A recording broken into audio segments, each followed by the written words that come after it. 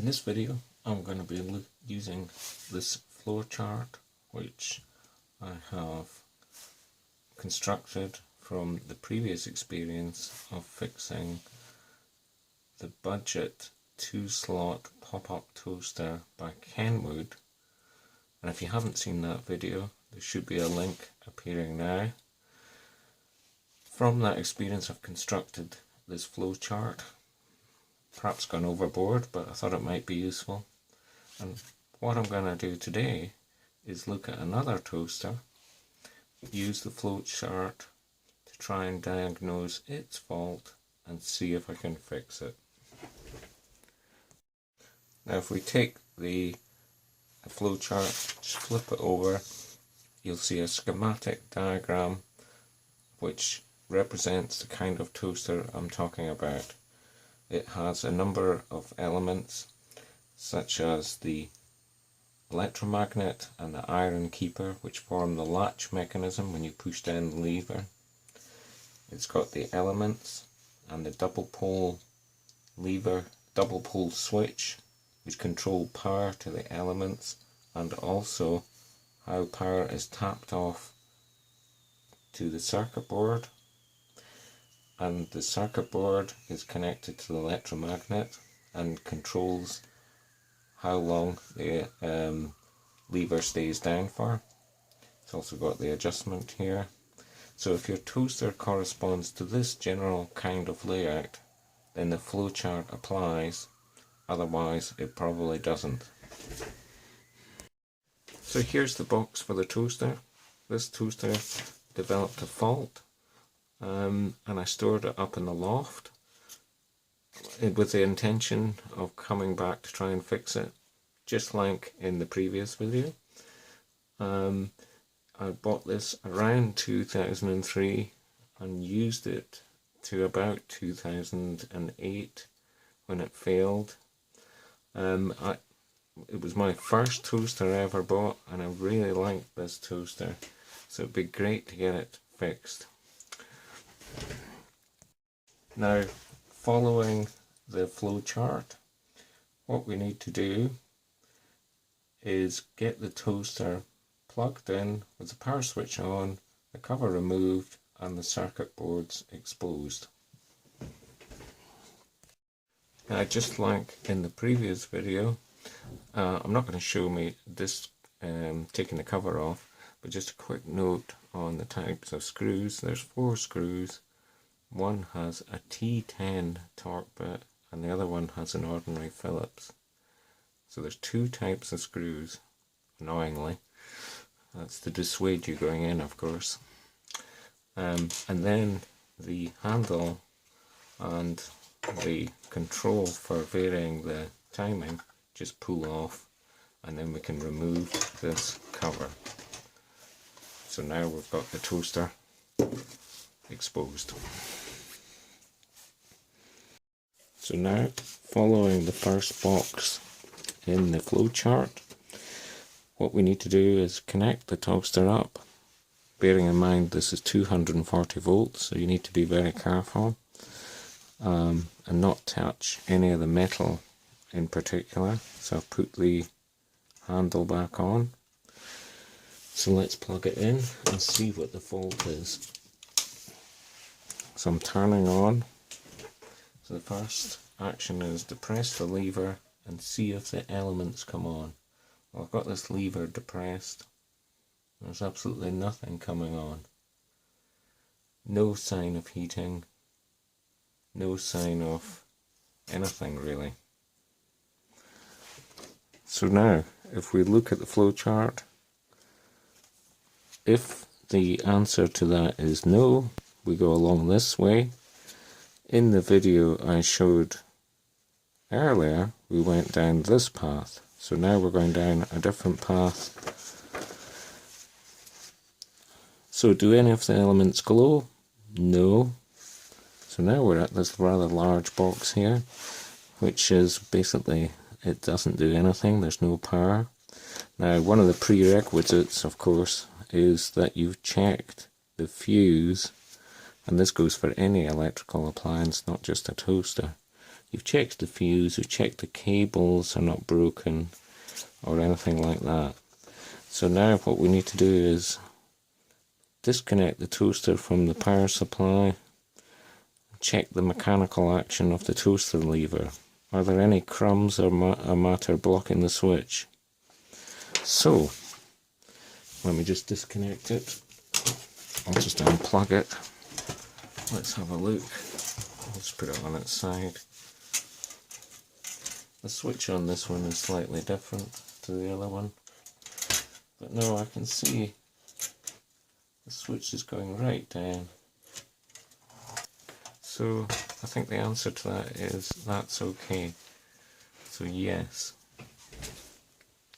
So the next item is check the cable to the plug or socket are electrically sound. Is there voltage reaching the double pole lever switch? Now the double pole lever switch is, as in the previous video, is this item here, where the power comes in. Now this design is slightly different to the other one, but essentially there's a double pole switch here, and we've got power leads coming off the top here. So I've turned the toaster around. Let's plug it in. I've turned it on. Now one way to check whether there's voltage is to use one of these. I got this one from Maplin. It's called the Volt Finder. And it's basically a non-contact voltage device. So if I take the probe and put it here, it lights up. It also would light up if I put it on here. Here we go. So yes, it's lighting up. So the next item would be check the continuity of the double pole lever switch. Right, to check the continuity of the switch, I'm going to use my multimeter. The toaster is disconnected. What I've done is just attached a couple of elastic bands which pull down on the switch to hold it down. And now what I'm going to do is use the multimeter, which has got a continuity tester. This is a new multimeter I've got. So if I press that, it goes into continuity, and I get that beep, which is quite nice. So now, if I just go in here to both one side of the switch and the other,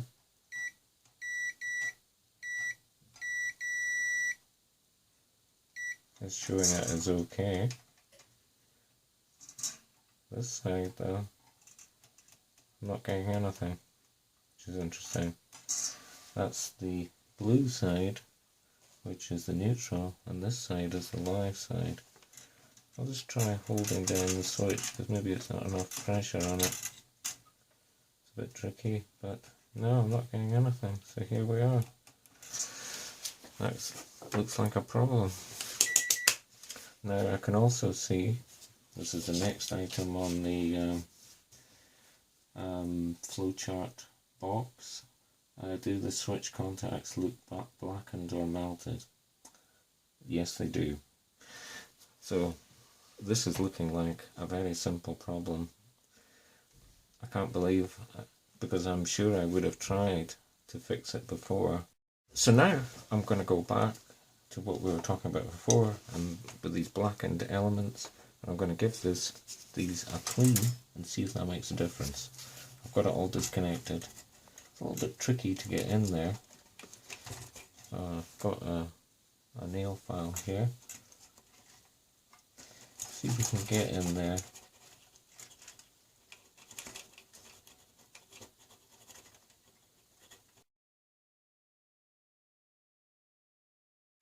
Right, time to check the continuity again, see if it's any better. I think what I'm going to do though is, I notice this piece here is at an angle, so when you push the lever down, I'm sure it's not meant to be like that, so I'm going to just straighten this out a little bit.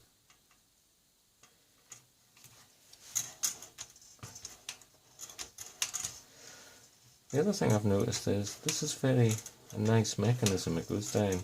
One of the reasons for that is I've noticed that the things that grab the toast are not moving, and that's because I've just noticed that there's springs that seem to have come off that would pull it into place. So I'll need to put these springs back on. It looks like they've just dislodged. And now, see if it works. No. Nothing.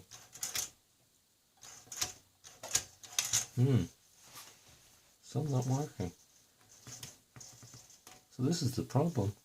So if we try that on the other one, in other words on the live side, I think it should work. Yeah. If it works on the live side, the switch is not working on the neutral side. I've just realised that cleaning the switch contacts, which I've been doing, is not going to make any difference. Because the problem isn't that. If I put this in between, you see it works. I can see there's a clear gap between the two contacts. So I think what I'm going to do is I'm going to remove the circuit board and see if I can get this switch out and see if there's any way of repairing it. Otherwise, I'm not going to get anywhere. I finally realised something. This is later on in the day. I've loosened the screws on the circuit board. What a job that was. But now I can get my finger in and watch this. If I put it onto continuity and press the lever,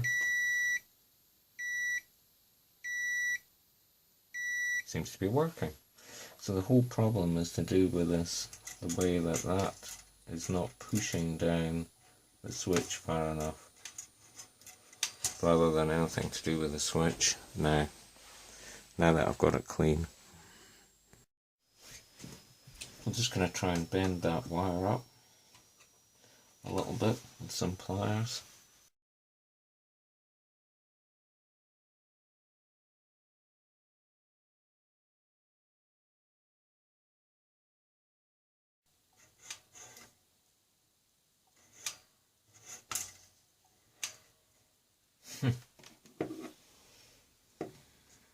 Still not working. One thing I find a bit odd is, if you look here, this piece has got a bend in it. I'm just wondering if that should be there, and whether, if that was straight or straighter, that would allow it to push further down on the wire. So I'm going to try that. I'm going to try and straighten that with the pliers and see if that makes any difference.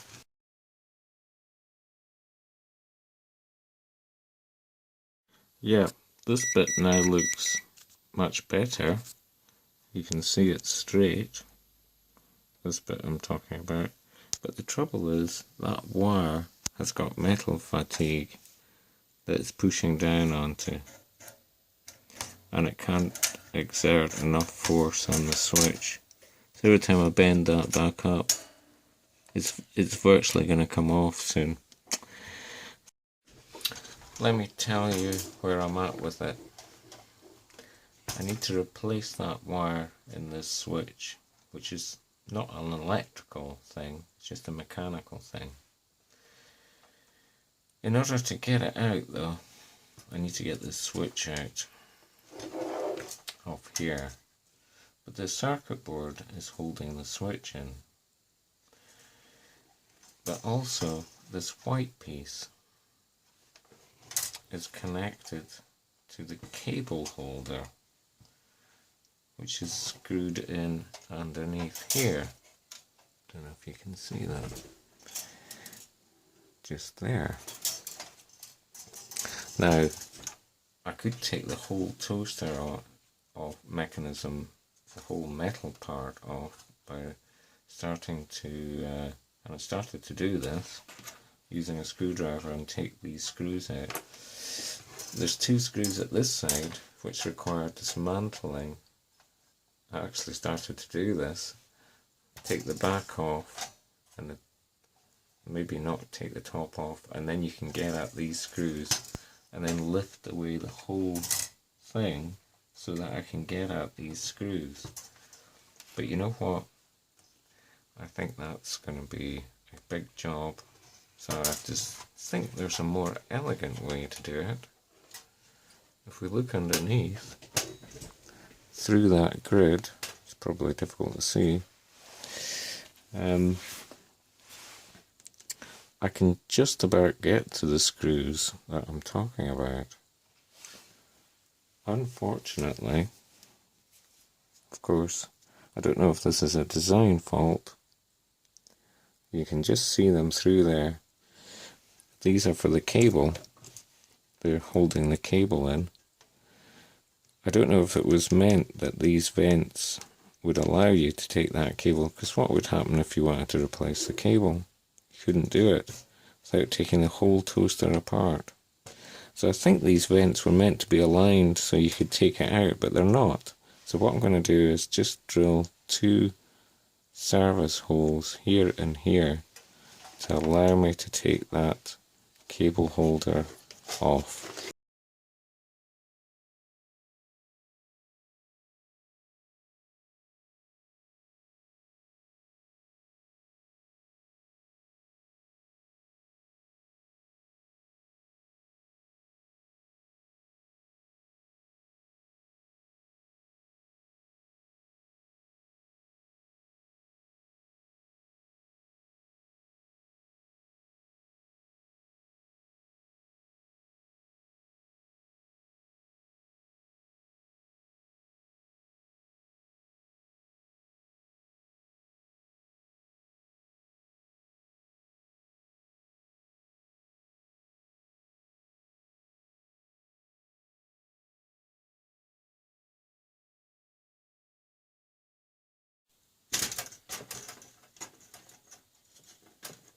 Finally, I've got it.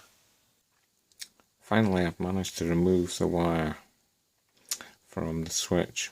I had to desolder the circuit board before I could really get at it. So now I've got it. Now I need to fabricate a new one, because I don't know if you can see this break in the wire here, and insert it into the switch. So here we have the new one, fabricated from a paper clip, lying beside the old one. Now to try and fit it. So there we have the new switch wire inserted into the switch. Looks okay. We can always bend it to length when inserted. So now I'm going to give the whole thing a clean when I'm in here and reassemble.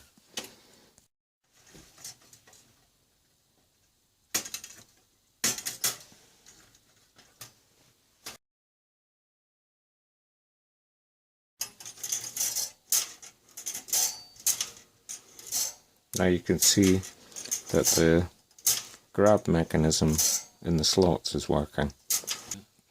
Just a note on why I drilled the case. That was so I could get these two screws out that hold the cable in.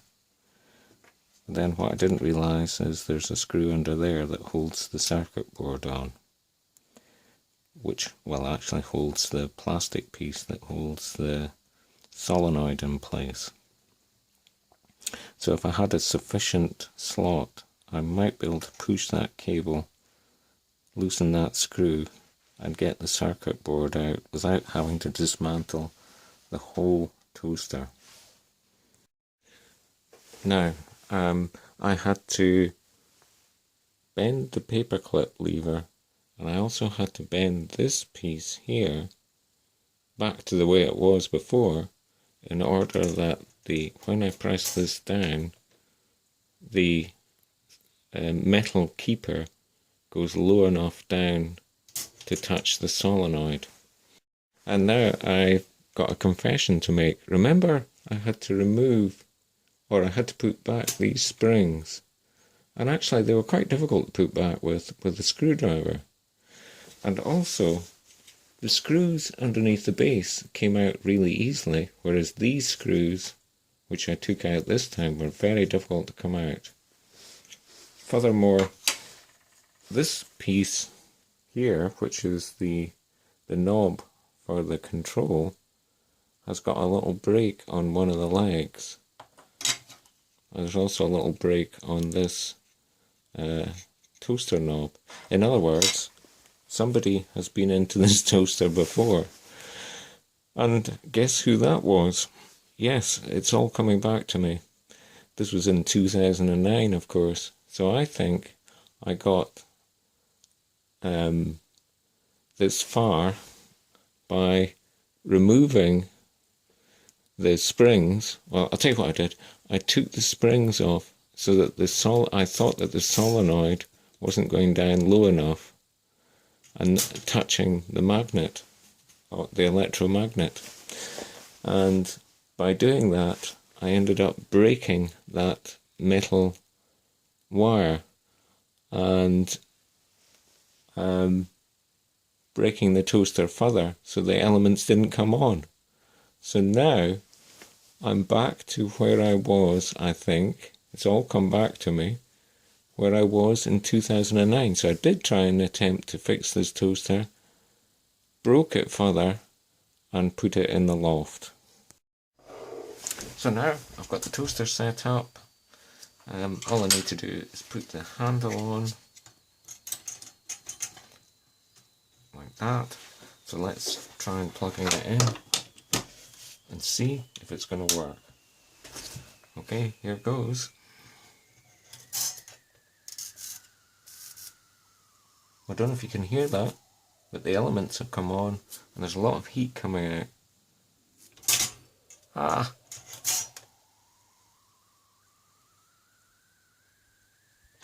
But the toaster won't latch down. Oh no!